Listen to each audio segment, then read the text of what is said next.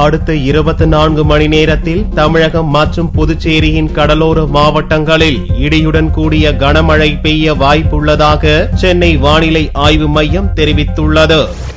வெப்பச்சலனம் காரணமாக கடந்த 24 மணி நேரத்தில் தமிழகம் மற்றும் புதுவையில் ஒரு சில இடங்களில் மழை பெய்துள்ளது. சென்னையின் பல்வேறு பகுதிகளில் வெள்ளியன்று இரவு கனமழை பெய்தது. அதிகபட்சமாக காஞ்சிபுரத்தில் 11 சென்டிமீட்டர் மழை பதிவாகியுள்ளது.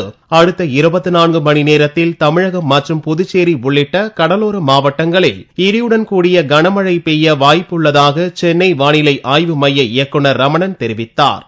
கடந்த 24 மணி நேரத்தை பொறுத்தவரை தமிழகம் மற்றும் புதுச்சேரியில் ஒரு சில இடங்களில் மழை பெய்துள்ளது. மிக அதிகமான மழை 11 சென்டிமீட்டர் காஞ்சிபுரத்தில் பதிவாகியுள்ளது. வாரம் 24 மணி நேரத்தை பொறுத்தவரை தமிழகத்தில் ஒரு சில இடங்களில் இடியுடன் கூடிய மழையை நாம் எதிர்பார்க்கலாம். கடலோர மாவட்டங்களை பொறுத்தவரை ஒரு இடங்களில் கனமழையும் இருக்கக்கூடும். சென்னை நகரை பொறுத்தவரை வானம் மேகமூட்டத்துடன் இருக்கும். நகரின் சில பகுதியில் மழை வருவதற்கான ஒரு வாய்ப்பு உண்டு.